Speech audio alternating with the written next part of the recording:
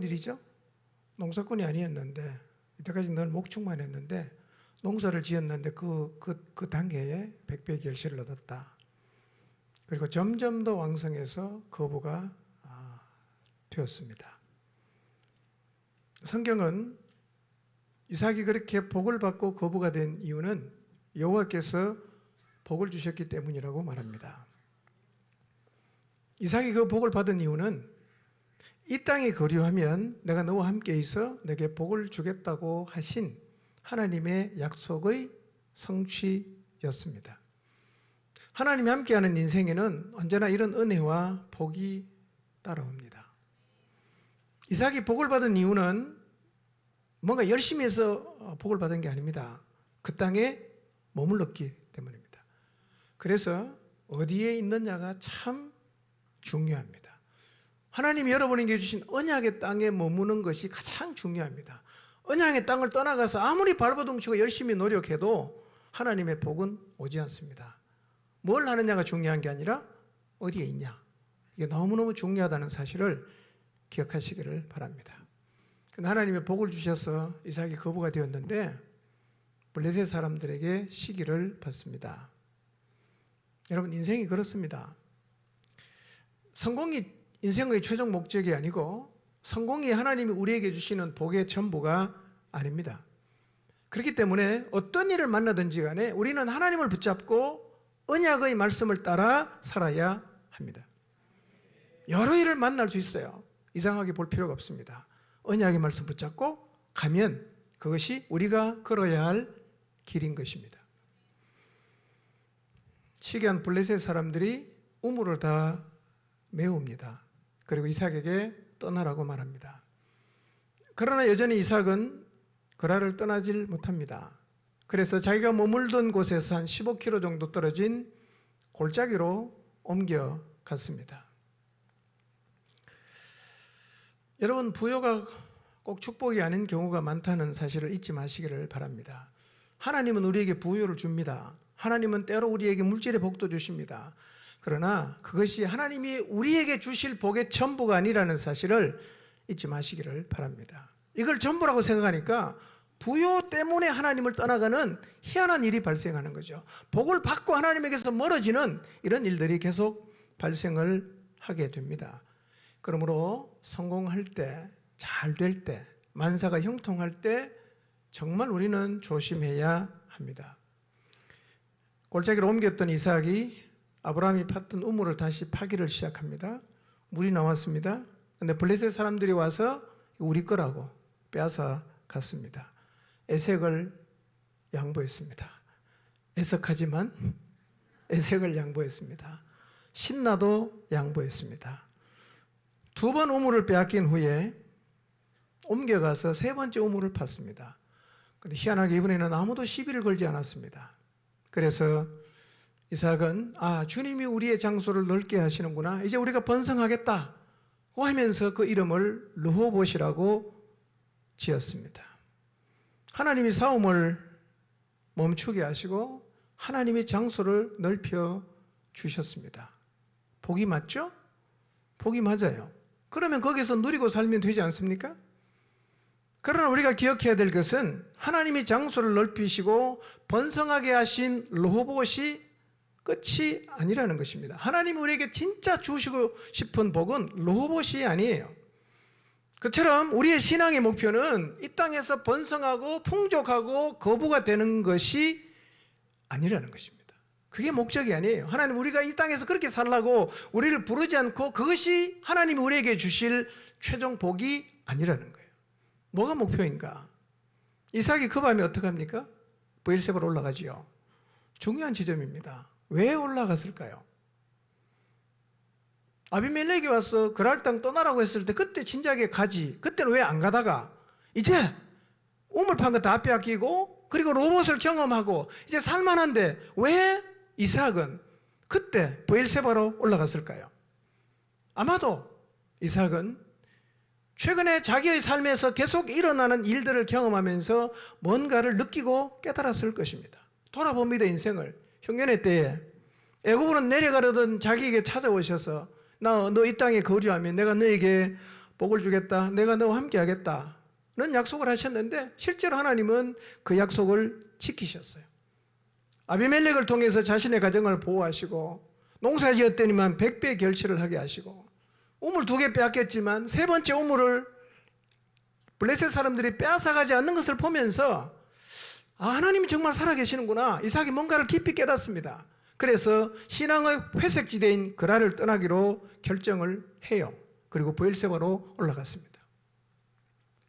이번 한 주 우리 모두 기도하면서 우리의 삶을 한번 돌아보게 되기를 바랍니다. 설령 여러분이 지금 로봇 같은 평안한 자리에 하나님이 지경을 넓혀주신 자리에 머물고 있다고 해도 그것이 만약에 신앙의 회색지대라고 하면 하나님 앞에서 인생을 돌아보면서 살아계신 하나님을 다시 한번 마음에 깊이 새기고 하나님과 교제하는, 하나님을 붙드는, 영생하신 하나님의 이름을 부르는 브엘세바로 올라가는 결정을 하게 되시기를 바랍니다. 이 말씀 준비하며 갑자기 이런 생각이 들었어요. 우리 교회가 지금 로봇에 머물고 있을 수도 있겠다. 주차장 많잖아요. 오늘 해도동 교회 얘기를 했습니다. 식당에 갔더니만 그분이 우리 하이란 집사님하고 김정옥 집사님하고 동기라 그러더라고요. 우리 이전에 있던 호동에 살았다 그래요. 호동에서 해도동으로 나와서 주차할 곳이 하나도 없었습니다. 그래서 교회 왔다가 차 댈 때 찾는다고 몇 바퀴 돌다가 열내서 집에 가는 사람도 있고 씩씩거리면서 오기도 하고 그랬거든요. 지금 얼마나 그렇게 주차장이 많아요. 넉넉한 지경을 하나님이 우리에게 허락해 주셨습니다. 이게 성공입니까? 아니라는 거예요. 이게 성공이 아니라는 거예요. 그리고 이 자리가 끝이 아니라는 겁니다. 우리는 여기서 어디로 가야 되냐? 브엘세바로 올라가야 합니다. 우리가 계속해서 머물러야 할 자리는 로봇이 아니라 브엘세바입니다. 이삭이 그렇게 결심하고 로봇을 떠나 브엘세바로 갔어요. 그 밤에 하나님이 나타나십니다. 이삭을 만나 주셨어요. 기다렸다는 얘기 아니겠어요? 기다렸다고 오니까 하나님이 맞이해 주셨습니다. 제일 먼저 하시는 얘기가 뭡니까? 두려워하지 말라는 거예요. 너 로봇 버리고 왔다고 겁내지 마라. 내가 너와 함께 있겠다. 내가 너에게 복을 주겠다. 다시 한번 언약을 확인해 주셨습니다. 하나님이 너무너무 좋아하셨다는 얘기입니다. 얼마 지나서 그랄 왕 아비멜렉이 화친을 하자고 찾아와요. 놀라운 일입니다. 아버지 때 있었던 일이 고스란히 재현되고 있습니다. 그랄 왕이 이삭을 두려워하고 있습니다. 왜 아비멜렉 이삭을 두려워합니까? 곁에서 그랄 왕 아비멜렉 이삭을 지켜보면서 그가 깨달은 게 뭐냐면 하나님이 이삭과 함께 한다는 걸 그가 봤어요. 누구도 막을 수 없는, 누구도 감당할 수 없는 하나님이 이삭의 편이 되시고 그와 함께 하신다는 여러 증표들을 봤습니다. 거꾸로 막 괴롭히다가 이제는 마음속에 두려움이 찾아온 거예요. 야, 이 잘못 건드리면 큰일 나겠다. 그래서 어떡합니까? 화친하자고 찾아온 거예요. 여러분, 함께 한다는 게요, 정말 놀라운 일입니다. 하나님은 우리가 이 세상을 이삭과 같이 살기를 원하십니다. 우리는 함께함을 어쩌면 오해하고 있을 수가 있어요. 교회 나오면 함께하는 거지. 신앙생활하면 하나님이 함께하는 거지. 그렇게 생각을 하는데요. 낮 시간에 제가 설명드렸지만 여러분 가족이 함께 산다고 함께 합니까? 함께 살아도 그냥 원수처럼 지내는 사람도 있고 함께 살아도 아는 척도 안 하며 지내는 사람도 있지 않습니까? 뭐가 함께하는 거예요? 자식이 부모의 말씀을 순종해야 함께하는 것이지 부모가 뭔 얘기하든 상관 안 하고 자기 마음대로 살면 한 집에 살아도 함께하는 것이 아닌 것처럼 우리가 매주마다 교회에 나와서 예배를 드려도 하나님이 어떤 말씀을 하셔도 상관 안 하고 내 마음대로 살면 그건 함께하는 게 아니라는 겁니다. 여러분 하나님과 함께 하십니까 지금? 하나님의 언약을 붙잡고 하나님이 시키면 아멘 하고 순종하고 계십니까? 아니면 하나님이 뭐라고 말하든 상관 안 하고 여러분 마음대로 살아가고 계십니까? 그거는 함께하는 게 아니지요. 함께하지 않으니까 함께함을 사람들이 못 보는 겁니다. 우리가 다시 하나님과 함께하는 삶을 살아가게 되면 사람들이 봐요. 누가 보냐? 불신자가 본단 말이에요. 아비멜렉이 신자입니까? 불신자잖아요. 아무도 두려워하지 않습니다. 그런데 이삭을 보니까 하나님이 보였단 말이에요. 그러니까 두려워했습니다. 와서 화친하자고 이 얘기를 했단 말이에요.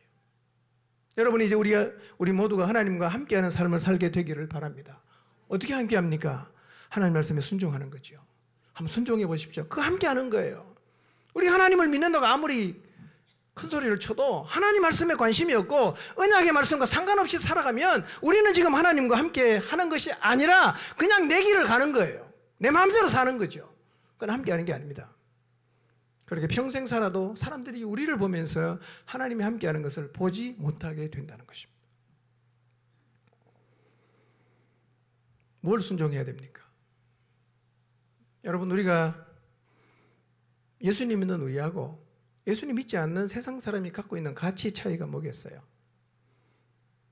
안 믿는 사람은 눈앞에 보이는 가치만 보지요. 오늘 우리가 이런 찬양했죠. 풀은 마르고 꽃은 시드나 뭐가 영원하지요? 주의 말씀이 영원하지요. 풀이 뭡니까? 모든 육체는 풀이요 그랬어요. 그리고 인생의 모든 영광은 풀의 꽃과 같다. 풀이 말라요. 꽃도 시들어요. 뭐만 영원합니까? 하나님의 말씀만 영원하다는 거예요. 그런데 우리가 세상의 눈으로 바라보면 말라버릴 풀, 시들어버릴 영광을 잡기 위해서 우리가 인생을 투자하며 살아갈 수가 있다는 거예요. 그런데 하나님 말씀하시잖아요. 풀이 마른다는 거예요. 꽃이 시들어버린다는 거예요. 뭐만 영원합니까? 주의 말씀만 영원하다는 거예요. 그렇다면 우리가 뭘 붙잡고 살아야 되겠어요? 주의 말씀을 붙잡고 살아야 되지 않겠습니까? 그게 뭐예요? 그게 믿음이죠. 우리에게 이런 믿음이 진짜 있는가? 말은 잘하는데 눈에 보이는 세상같이 그냥 붙잡고 살고 보이지 않는 영원한 가치를 우리가 계속 무시하며 산다면 뭐가 없는 거예요? 믿음이 없는 거죠. 믿음이 없는 거죠. 우리의 믿음에 대해서 한번 같이 고민을 해봤으면 좋겠어요. 우리 진짜 하나님을 믿는가? 진짜 진리를 믿는가? 하나님 말씀이 영원하다는 사실을 나는 진실로 믿고 있는가?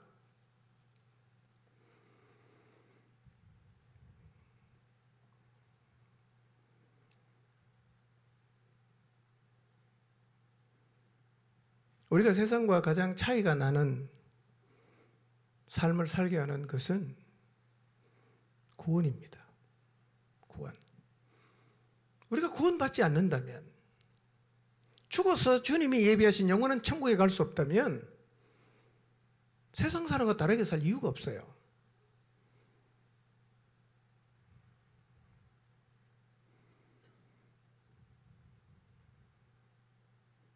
우리를 세상과 차별되게 하는 것은 구원받은 겁니다. 우리에게 말씀이 있다는 것입니다. 우리에게 하나님의 언약이 있다는 것입니다. 근데 잘 생각해 보십시오. 구원받는다? 하나님이 주신 언약, 현재 가치입니까? 미래 가치입니까? 다 미래 가치입니다. 믿음이 없으면 그걸 못 잡는 거예요. 믿음이 없으면 눈에 보이는 것만 잡는 거죠. 사실은요, 말라버릴 육체와 시들어버릴 영광을 잡는 것은 우리의 눈이 뭔가를 잘못 보고 있는 겁니다. 믿음이 없으니까 착시현상이에요. 하나도 중요하지 않은데 그게 진짜 중요한 줄 알고 내 소중한 인생을 다 쏟아붓고 그걸 잡으려고 해요. 근데 믿음의 눈이 열리면 그걸 버리고 영원한 가치를 잡게 된다는 거예요. 영원한 가치를 잡게 되시기를 바랍니다. 여기에 대한 믿음이 있으면, 구원에 대한 약속을 믿고 하나님 말씀이 영원한 걸 믿고 하나님의 약속이 이루어진다는 것을 믿으면 그걸 붙잡고 흉년이 와도 애굽으로 안 내려가고 우물을 양보하고 로봇의 성공을 경험해도 그걸 지루하고 하나님을 만나는 브엘세바로 올라가게 된다는 것입니다. 우리가 믿고 있는 가치를 다시 한번 돌아봅시다. 다시 시간에 말씀드렸죠. 영생을 믿는 사람이죠. 보이지 않는 하나님의 나라가 있다고 믿는 사람입니다. 하나님을 아버지로 믿는 사람입니다. 우리는 하늘의 영광을 믿는 사람입니다. 여러분, 베드로전서 읽어보십시오. 고난을 계속 얘기합니다. 뭘로 고난을 이기는가? 하나님의 영광을 바라보는 믿음이 고난을 이긴다는 거예요. 하나님의 영광이 안 보이면 고난 절대로 못 이깁니다. 그게 베드로전서에서 강조해서 하는 얘기입니다. 영광, 영광, 영광, 하늘의 영광, 하나님의 영광을 못 보면 이 세상의 고난에 우리는 다 함몰합니다. 그러나 고난이 있지만, 힘겨움이 있지만 장차 받게 될 그 영광, 비교할 수 없는 영광을 바라보는 사람은 견딜 수 있어요. 하나님 말씀이 영원합니다. 이걸 진실로 믿으시기 바랍니다. 그리고 이 가치를 붙잡고 살아가시기를 바랍니다. 아브라함이 걸어간 길, 이삭이 걸어갔던 길, 우리도 따라가야 합니다. 에색과 신나 붙잡겠다고, 그걸 지키겠다고 목숨 걸지 마시고, 백배 결실은 그랄과 로봇을 여러분 신앙의 목적으로 삼지 마시기를 바랍니다. 우리의 신앙의 진짜 목적은 백배 결실을 주시고 로봇을 허락하신 하나님께로 돌아가는 것입니다. 이것이 그리스도인의 삶입니다. 아브라함처럼 이삭처럼 브엘세바로 올라가서 영원히 존재하시는 여호와 이름을 부르며 사시기를 바랍니다. 기도하겠습니다.